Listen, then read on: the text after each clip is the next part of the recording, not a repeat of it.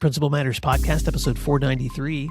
Hi, friends. This is Will Parker, back with my co-host, Dr. Jen Schwanke, for another Principal Matters Podcast. Jen, this week, our guest is going to be Cummins Bogan, a great friend, but also the same group that you and I were talking about in our Monday Matters. I've met her through that work in Louisville, Kentucky. So I just thought we'd just do this back to back and listeners have the opportunity to get to meet her. But before we do that, we have a question of the week. And our question of the week is supported by Summer Pop's Math Workbooks. Principles: when students practice math over the summer, math scores go up. What's your summer math plan this year? A great way to start is by ordering free summer workbook samples at summerpopsworkbooks.com. Reach out to our friend Pete there today and get your free samples. All right, Jen. I want to ask the question. No, I want to ask the question because I want you to go first answering it. Oh, okay. Here we go. So sorry for the interruption, but that was all for me. Here's the question. I've been invited to apply to a school, but the time available to interview is not when I'm able to be there. Should I go around the person who is doing the scheduling? What do you think? Well, my direct answer would be, if somebody called me and asked me that question, which someone has just asked that question, I would say yes, because if you've worked this hard to get the opportunity to someone's looked through your applications, looked through your resume, and they've called you and there's only one time available. Either you can just decide, well, that's not a place that I want to work when they're so inflexible, or two, you could be polite and ask that person, is there someone else that I could talk to that could help me work this around? Jen, I have some very strong opinions on this and we only have 5 minutes, but what are some things you're thinking right now?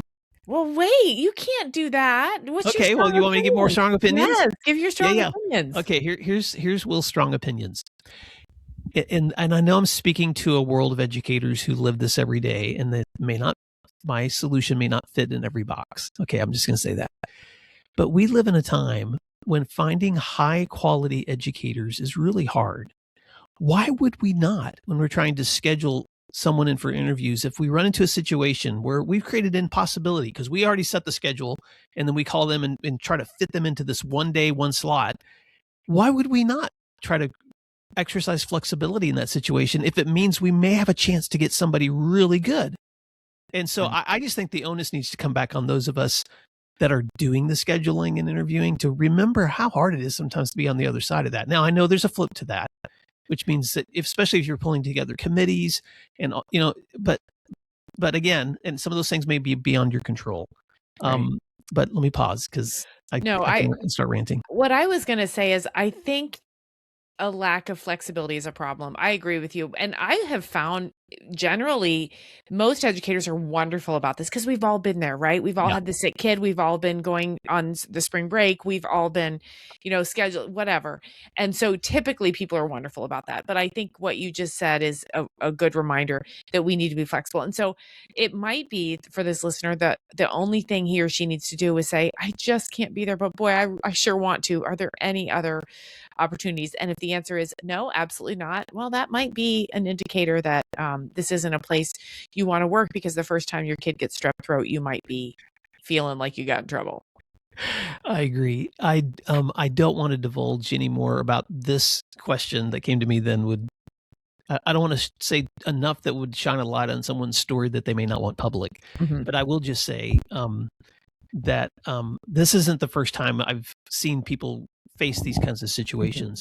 When I've been on the side of the interviewer group, I've tried to make it clear with whoever's helping me do my scheduling.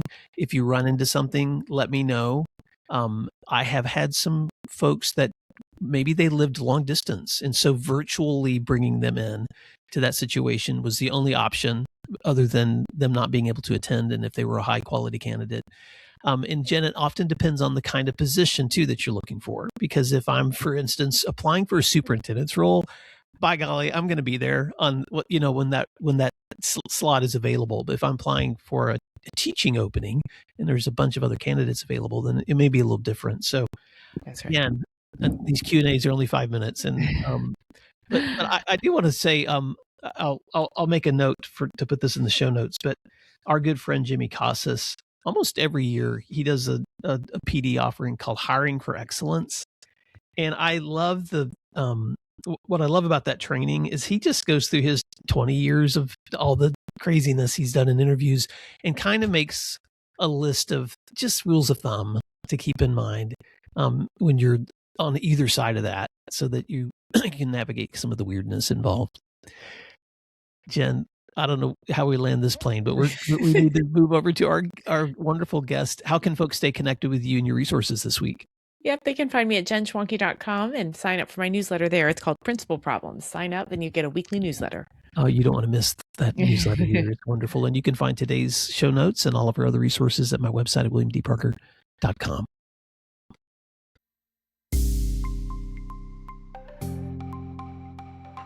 Let's take a moment to thank our sponsors, and then we'll be right back. Why is IXL used in 95 of the top 100 U.S. school districts? Because it works. IXL is research proven to benefit all student populations, including English language learners and special education classrooms. IXL is an all-inclusive online learning and teaching solution for K-12 that accelerates achievement, saves teachers time, and more. This one platform helps you accomplish what normally would require dozens of other tools. For example, as students practice skills, IXL automatically differentiates learning to help them master concepts at their own pace. Teachers get real-time insights into how students are performing so they can provide timely support. What I love about IXL are the personalized SAT and ACT study plans. Students just need to enter the most recent test score, and IXL automatically generates a custom list of skills they should work on to improve their scores. Discover what IXL can do for your school. Visit IXL.com/PM today. You're listening to Principal Matters, the School Leaders Podcast. Hi, friends. This is Will Parker, host of Principal Matters, the School Leaders Podcast, where each week we bring you inspiring, innovative, and imaginative ideas for your own school leadership. And this week I'm talking to my special guest, Ann Cummins Bogan. Ann Cummins Bogan began her career as an elementary school teacher, spending 20 years in both urban and suburban schools. And during that time, she took every opportunity to learn and grow and take on leadership roles to advance teaching and learning. She saw firsthand the challenges teachers face: limited time for planning and collaboration, limited resources, frustration, burnout, and a sense of being undervalued. Through her collaborative work with districts and school leaders, she realized the power of the teacher voice and experience, and realized the system needs reimagining. In 2012, she founded ACB Consulting, and since then, she's partnered with more than 250 schools nationwide. Her consulting work has ranged from support with instructional practices at the classroom level to strategic planning at the district level. At the heart of her work is the belief that for schools and school districts to be successful, engaging teacher voice in decisions about teaching and learning is critical. Her work with systems to design and build collaborative teams at all levels involves the shared commitment to ensure that all students thrive. Ann Cummins Bogan, welcome to Principal Matters Podcast. Why don't you fill in the gaps on that intro and tell listeners something else they may be surprised to know about you? Well, good morning. I'm happy to be here. Good afternoon or good evening, whatever time it might be. What might people be interested in? I'll just stay in the lane of education. So I met my husband my first year of teaching. He worked as a student support specialist. And so I always say, why wouldn't I fall in love as a first year teacher with a student support specialist? And our son is starting his first year as an elementary school teacher in Minneapolis, where my husband and I met. So it's his first year, kind of tackling all the adventures of being a teacher. So it's great. Yeah. Well, and I had the joy of meeting your daughter. The last time you and I connected, she jumped in the conversation all the way from her place overseas. And so what a wonderful family. And let me give some context to listeners. You and I have both worked for several years with a system of schools across Jefferson County, Kentucky, through the Archdiocese of Louisville's Catholic schools. And it's so interesting because when I work with those principals and leaders, and especially their superintendent, assistant superintendent, for years now, they have said to me, "Oh, Ann Cummins Bogan has talked to us about fill in the blank," or "Ann Cummins Bogan just worked with us on," etc. And I finally got so tired of hearing your name, Ann. I was just like, I'm going to meet you and I'm going to introduce you to Principal Matters listeners. So we spent some time together off recording, getting to know each other, but we've kind of known each other secondarily. So, man, you spent so much time working up to the point where I discovered who you were. But I want you to take listeners back a little bit. You spent over 20 years in education, from teaching to representing teachers' unions. How has all those experiences shaped the way that you bridge the gap between leadership and teachers? Well, first I would say I think that the gap, probably we need to start to realize that those gaps exist almost by virtue of the need for the system to manage itself. And I think sometimes we equate people's positions with their knowledge, experience, expertise, all those synonyms. And so I think what I would say is that, at the core of whether you're a principal or a superintendent or a teacher or a union leader, at the core of the work is the success of students. And so it's really about trying to create the relationships and the mutual trust required for us to move past some of the power dynamics that come into play, and then respect each other's positions, because accountability does change at each level of the system. So I guess I would say it's that there's more in common than not, but that by virtue of a lot of tension on the system around time and systems and structures and hierarchies, we just sometimes create complexities that cause more tension than maybe they need to. So let's sit on that tension for a little bit, because you play a really unique role in bridging the gap between teachers and admin. And now you play a really significant role in not just like negotiating those differences within a district level, but helping teachers and leaders get on the same page in terms of student outcomes and student learning. So help us think about what are some of the lessons you've learned and how to bridge that gap?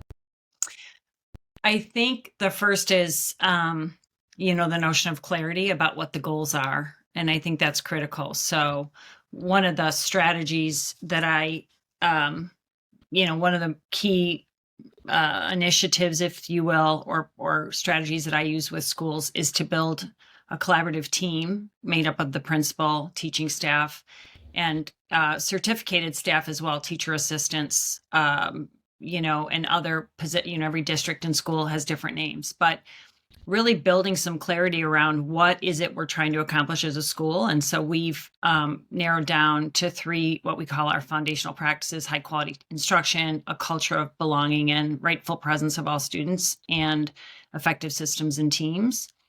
And so I think once we can say, for example, decide what data matters, because that's a big one, right? So the whole data, what I write about with my work is that data is a trigger word for educators. It implies judgment immediately. And so we have to unpack that word data. A lot of words trigger educators, and I try not to shy away from the words. I try to, let's talk about why this feels bad. So I think determining some data sources that say, what is our story? Like, what is our school doing currently that works? And what are some things we could improve? And then if we can build some conversation around that among principals and their staff, then, they can start to roll their sleeves up together and say, okay, so what are some ways we should do this? But I would say in the early work, it really becomes a learning journey. Rather than there's a lot of implementation that occurs, as you know. And I think that sometimes the implementation is so disconnected from the beginning or the end that that's what stirs up the frustration. Well, even in prepping for today's conversation, I was looking back through some notes, and I had written down a question from a leader in a training I had done where they were trying to grapple with how do I maintain the instructional goals or initiatives or mandates coming to me through the system, my district or state or federal government, in conjunction with the ones that I know are the most important for me at this site that I'm leading. And I know you see that same tension, Anne. And so as someone who facilitates that with teams, how do you help them navigate that tension? Yeah. I mean, so I'm going to pull us back a bit, like 50,000 feet. I think the work has to sort of start at the district level, where, again, that clarity of objectives we have to make meaning of, like, what are those priorities? I think one of the things that I sort of tongue in cheek talk about is, like, every school district's creating strategic plans, and everybody's trying to figure out their thing. And when you really look at education, that doesn't really change much, right? Like, if we have a strategic plan, if we have a set of district priorities, they need to focus on high quality instruction. They need to focus on climate and culture. They need to focus on teams, and then they need to focus on some kind of financial stability, parent engagement. And so I think where I've had success, if we talk about our shared partner in the Archdiocese of Louisville, we've created parallel structures for their district improvement plan, if you will, or their district priorities and their school improvement plans. And that's a practice I've used in multiple places where I work. And so we create a school improvement planning template. And again, school improvement sometimes to people implies something negative. So this continuous improvement, these priorities, if we can get the district and the school to align, okay, we know we're focusing on high quality instruction. So at a district level, here are the areas of our focus. Now we need to create the discretion at school sites to look at that and say, how does that align with our data, with our students, with our teachers' capacity to, implement the instruction? And then at the school level, they have to take it down the next level, because we know the capacity of teachers varies across schools. I mean, within a school, right? And so I think it's just that tight alignment of, we know high quality instruction is of area of focus. Our district priorities are such. So schools, we need you to build priorities that are aligned, but obviously implement the strategies that align with your student data and your teacher competencies, and then so on and so forth. Same with the other areas. What that, I think, has allowed is the principals to have less air traffic control. I mean, I think the air traffic control for principals is another area where I think most systems are not always as intentional as they need to be about how principals are given information and how they implement those at those sites. But in the short answer, if there is such a thing in my world, it would be the alignment of district and school priorities intentionally that then allow the discretion at schools to create the plans they need to create to meet the needs of their students. So Principal Matters listeners know that I like to summarize and speak directly back to them. And so it's so, you said so much in such a short way. And so, because I asked you a really hard question, and I like that. I've never had anybody use that analogy, the air traffic controller. It's just almost like the principal is just calling the shots constantly and all these things are moving.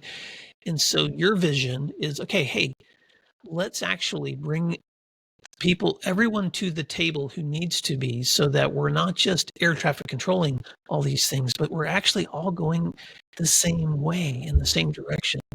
I know that sounds so pie in the sky and so ideal, but that's also what has shaped your work.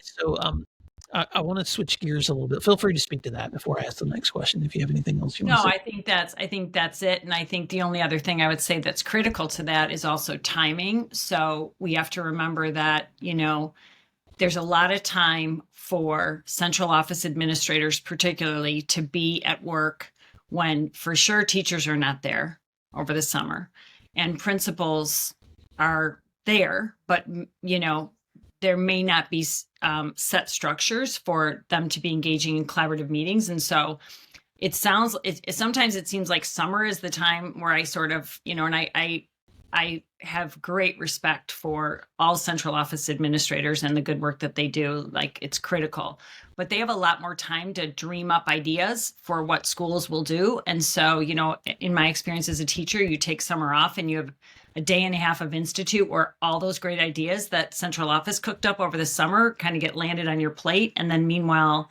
these 25 or 30 kids walk in and you're trying to make sense of what you just got informed of in the last 16 hours. And so I think the other thing I would say is it requires us to look at the structure and timing of when plans are created, when new initiatives are being considered. Because once the kids hit the door on that first day of school, the principal and the teacher plate is full every day with students and families. And so if in October we say we're going to introduce some new training on X, Y, or Z, like, what does that mean for a teacher who is maybe just getting a handle on who their students are and moving along, or for that principal who's been building the relationships and now ready to go in and start to do some, observations of teachers and provide feedback. And meanwhile, we've got like initiatives cannot come at us 12 weeks into school and then expect, because we're 12 weeks, we only have so much time left. So anyway, I would throw that nuance in, is that it's not just the how, but it's also the when that I see as critical to the system. Oh, this is so important. And that's why I sat on this question for so long, is because bridging that gap between leadership and teachers, and that principal often plays that middle manager role. Mm-hmm. There's going to be enough on their plate, regardless of what the mandates and initiatives are. So I don't know. I feel like right now, as I speak to Principal Matters listeners, there may be some of you that are in that role of air traffic controller at the school. Some of you may be supporting the role of leader. Some of you may be aspiring leaders. I want to kind of focus a little bit on the heart of your work. Because I know your reputation of working with some of the leaders you work with, I know that you dig deeply into Charlotte Danielson's work. So I'm curious what elements of her framework continue to influence your thinking about effective teaching and leadership. Yeah, I had the privilege of working directly with Charlotte for about 8 years. It's actually where I started my consulting work, because I sat on a team where we were designing our teacher evaluation process. That was back in 2010, kind of right before all the heavy duty, high stakes federal legislation came on. And so I really got to know her work deeply, and she's an amazing person. I think that one of the key pieces of her work is the basic theory of constructivist learning, and the idea that learning by doing, right? Like, kids learn through what they do. The other thing is I'd say about Charlotte's work is she, people may not realize she did, mounds and mounds of research when she designed the framework for teaching. It was actually part of a collaborative set of work that she did with other people to build. They were working on the praxis exam for new teachers. So that's really how the work started. So when you look at her research appendix, it's all the greats, right? Fullen and Hattie and Tomlinson and all those people. But I would say that maybe one of the things that people don't understand is if you ground effective teaching in the theory that students learn by what they do or through what they do, then that means that when we design learning experiences for students, they have to be active in what they're doing. And so that really leads to some of those components in the framework for teaching, and all the way from, the idea of how do we plan lessons, how do we create the classroom culture, how do we use our professional time, has to result in students having opportunities for active engagement in what it is they're learning. So I think that's the most critical point. Well, what I appreciate about that framework in your work too, and again, because I hear the conversations around the work that you guys do together, is your focus on any kind of development that you're doing is always back on the student. What is going to be the result of what we're doing or planning or developing on the learning of that student? Because this conversation for me is always shifting over to the leader's role in that conversation. So can you talk a little bit about what you've observed about the pressures of school leadership in trying to take what research says is best practice and actually see it implemented within a school. Yeah. So I would say that principal's shock absorber came from a mentor of mine by the name of Dr. Patrick Dolan. And he was a gentleman who worked in the private sector for a long time, just on labor management partnerships, getting union and management to be able to kind of come to a place of common vision, if you will. And he recognized how the hierarchy in organizations can create top-down punitive practices. And so when you look at a school district, if we go back up to your reference to silos, like the central office is often designed in silos. So we have, our curriculum and instruction specialist, and their job is to design curriculum and instruction. And then over here, we have another student service specialist who might be in charge of special education. And then we have our human resource specialist, and we have our professional learning specialist. I mean, every system is different, and they're by design paid to design these things and do them. And so he always talked about the need to sort of blur the lines between those departments. But if we go, and I really have an answer to this question, but I think I'm kind of building, I have a vision of the way we map the system in my head. And so if we go from sort of the superintendent, board of education, the governance structure that then leads to the central office specialists, who then often are the ones directing the work of the principal, then the principal is navigating that air traffic control. Sometimes my other analogy is meteor shower, right? Of just like you go to a principal meeting and you get 5 things that you're supposed to take back to your staff. And then, principals have to go back and lay those 5 things on their staff. So I think it's that idea of navigating all the demands that come from the top, because even though the principal is the leader of their building, they are often there could be not enough support. That's also an issue. There could be a lot. Not only is there, it's like air traffic control, like the radios went dead, like we can't get any help.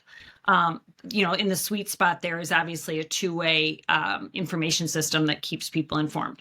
But so the principal is typically navigating all those mandates. They've just come back from their weekly or monthly principal meeting, and now they're supposed to put these things on their staff meeting agenda. And they, like you say, have to figure out how to pick and choose what of that information is most critical and what might be most harmful if they lay it on their staff without considering the context. So I think, that's one piece of it. I think the other major challenge that I see for the whole system is just a lack of time.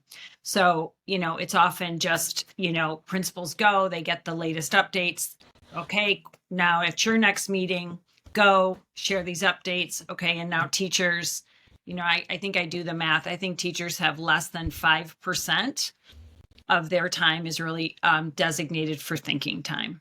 97% of their time is doing time, and so can you imagine any other profession where you had 3% of the time to think about what you're going to do when in fact your job is an intellectual job? So anyway, principals struggle not only with where the demands come from, and then that doesn't even count the families and community, but also like the lack of time to make sense or prioritize anything, which means everybody's working really long hours and not getting enough sleep. And that's a whole nother factor for principals and teachers and central office folk.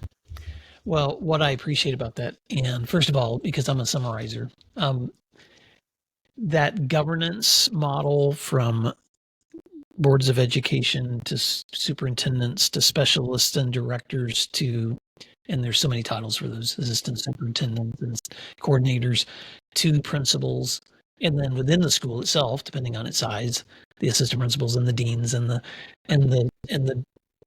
department chairs within there, and then your staff and teachers as a totality, and then eventually all of that gets to the student, him or herself.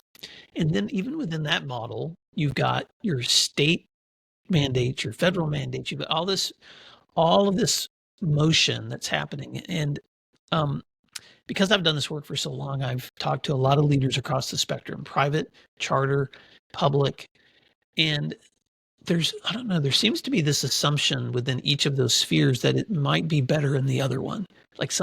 And I'm just telling you from someone who's worked closely in each of those settings, they all have those similar pressures of that funnel that seems to always come down to that pressure of what does it look like within the classroom from all this various input that's happening. So I don't know. I just need to say this to leaders, because when I think about the leaders that I see working in highly effective ways within their schools, somehow, either one, they figure out better ways to improve the systems so that they're working, like we talked about earlier, in parallel towards those student outcomes, or two, they learn to work around the system and create their own system within their school that works, because they know that that's the only way they're going to reach meaningfully the learning that needs to happen with kids. So that kind of takes me to the next question that I want to set on, and feel free to respond to anything I say.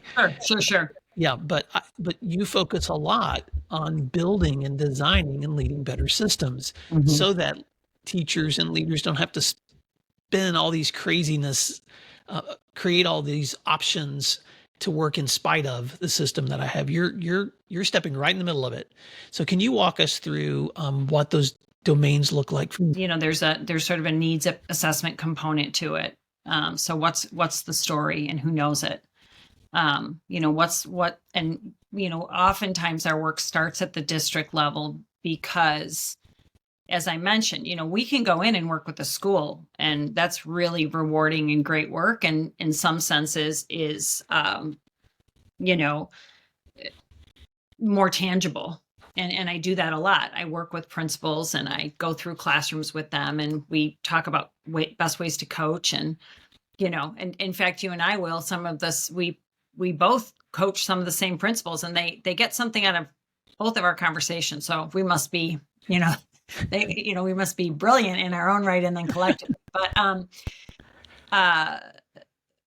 But the needs assessment piece of it is just really trying to understand, what is the work, and then how do people sort of feel about the work, right? So when you named it, eventually gets down to the students. I would say it may or may not eventually get down to the students, because sometimes, depending on how detached the system is from itself, I've talked to leaders before that say, "Oh, we fully implemented our PBIS program and it's going great." And then you grab a couple principals and they're like, "Not so sure about that. PBI who?" You know what I mean? So it's sometimes it's like we think by telling. It's kind of like the same issue with the classroom. Sometimes telling is teaching, and we know that that's not true.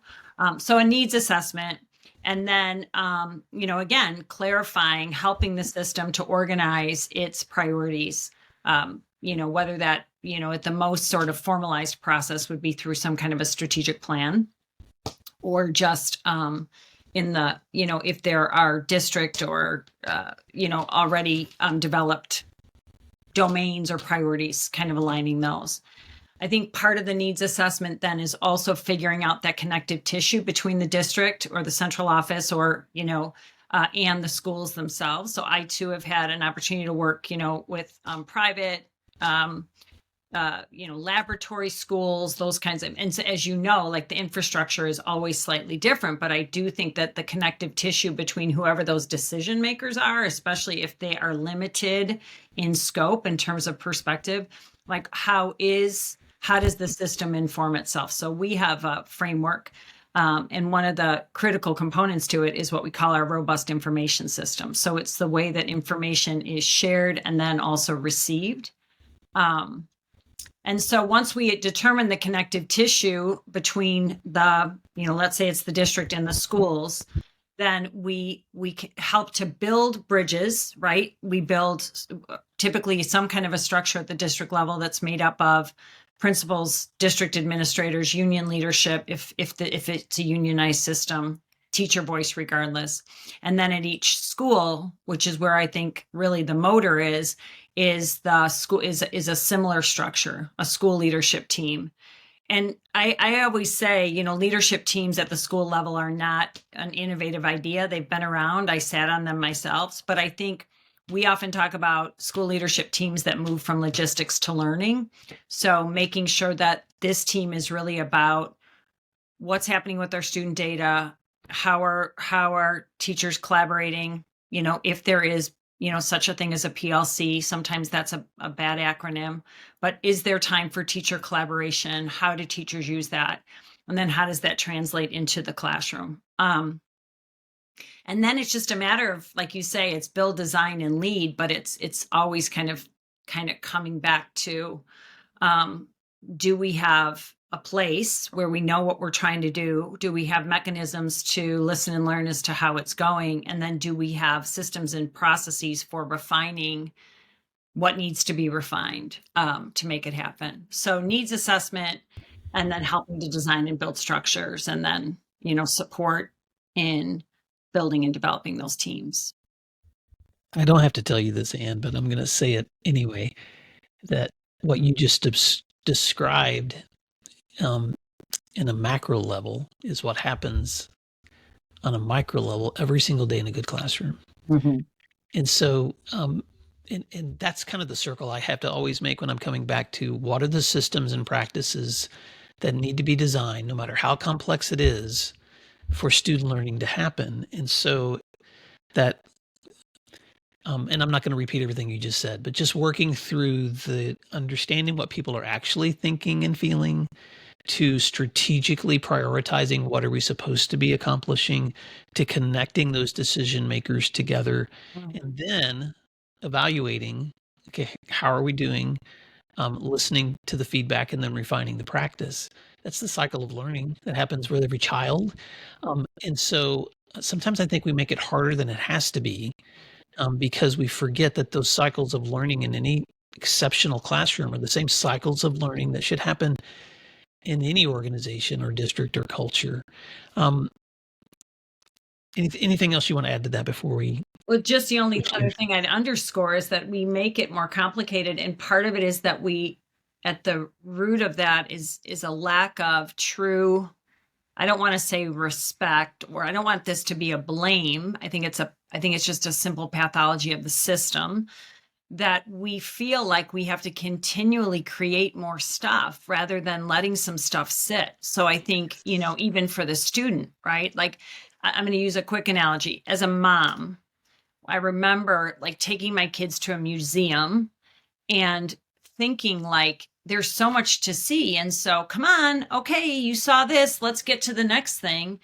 And I don't know where I fit in that, what I actually did. I'd like to believe that I didn't rush my kids through anything, but I think like if you walk in a space and there's enough there to explore and discover, who cares what's on the second or third floor if they're actually getting something out of it. And I think, sometimes we think if we just left teachers alone or if we just left principals alone, or with enough structure and the right kind of systems for them to ask for the help when they need it, and for us to ensure that, and then I'm a big fan of central office having regular drop-ins at the school sites to see how things are going. Yeah. Of course we have to reduce suspicion around all of that so that it's seen, but I just think sometimes it's like this idea, and maybe it's consultants like us, that people keep thinking there's something outside of these four walls that is brilliant, and we got to keep looking for what that is so that we can fix it, as opposed to like, what's happening within these four walls that I could capitalize on, and maybe ask for a little help around this, that, or the other. I'm not sure these materials are the right ones, or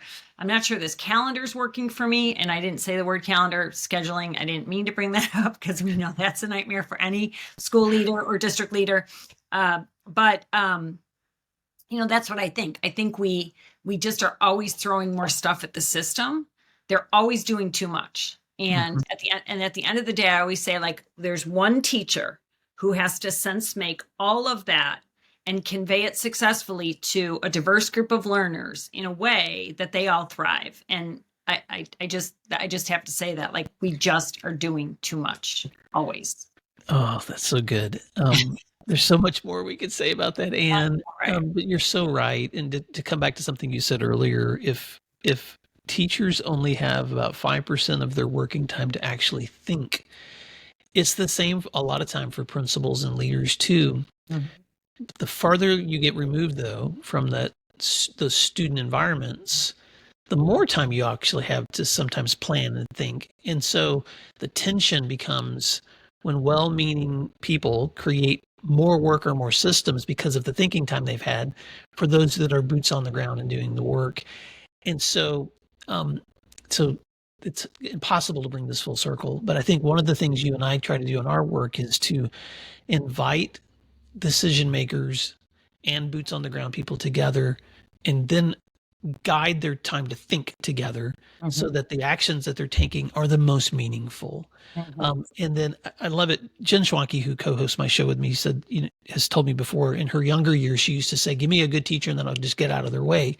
And then she began to realize, give me a good teacher and I'll give them a good system and then let me get out of their way. And so sometimes we get those mixed up. We either want system or we want good people, but you got to have both. And then you can get out of their way.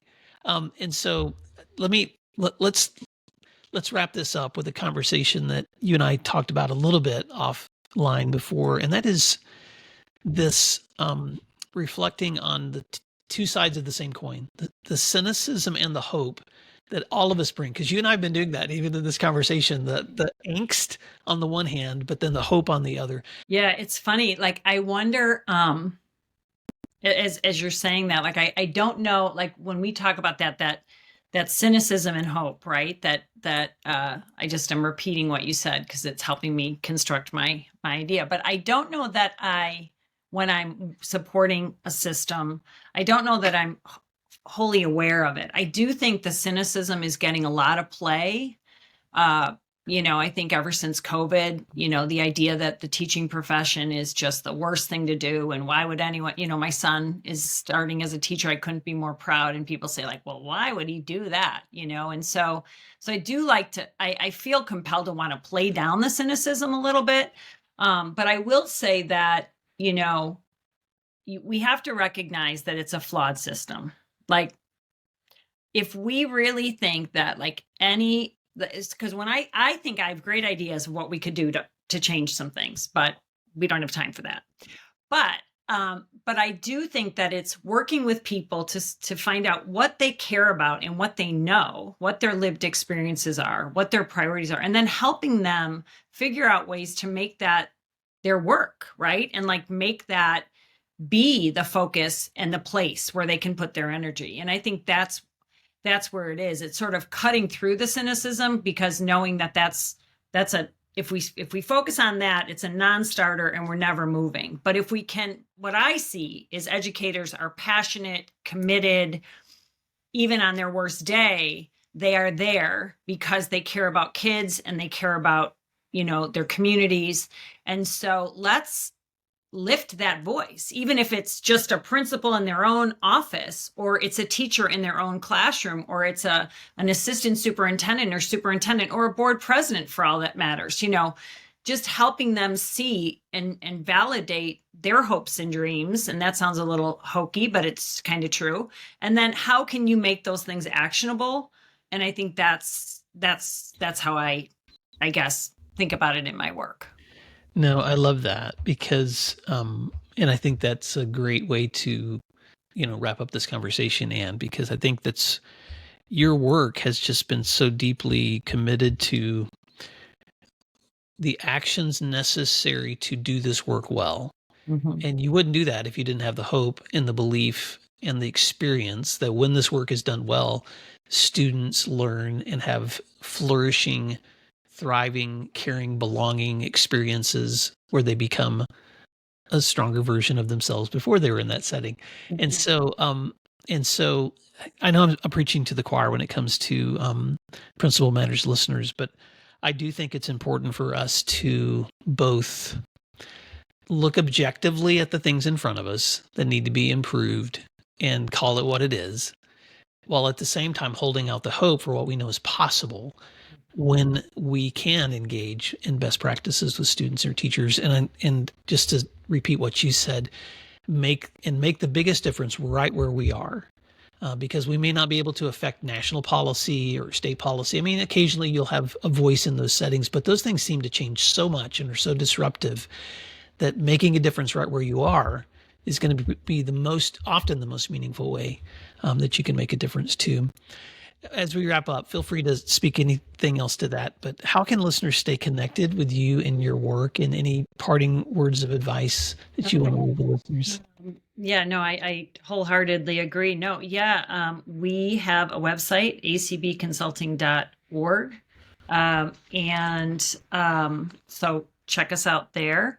And then we are working on a conference in April. I think by the time maybe folks are listening to this, there might be some more information. And I just think it's the most important work. And I think that, on any given day, somebody has a better idea than we do, or we have a better idea than somebody else. And so just, keep the faith. I guess that's what I would say. Well, Principal Matters listeners, the website is ACB Consulting. And of course, if you connect the dots, that's Ann Cummins Bogan, acbconsulting.com. You will not be disappointed. Ann has all kinds of wonderful resources, downloadables, quick guides for leaders. And so, Ann, thank you so much for the work that you do with schools across the U.S. and in the schools that you and I get to partner with together. And Principal Matters listeners, thank you for doing what matters and listening in this week. And until next time, thanks for your leadership. We'll talk to you soon. Thank you for listening to today's episode of Principal Matters, the School Leaders Podcast. If you enjoyed the show, would you take a moment and like, share, subscribe, or leave us a review? In fact, if you share it out with a friend, even more people can become part of these conversations. Sign up for our newsletter at williamdparker.com for even more free resources. And don't forget to check out our website to learn more about our books, professional development offerings, Grow Academies, masterminds, executive coaching, and keynote presentations. Wow, let's keep learning together. And thank you for doing what matters. Principal Matters.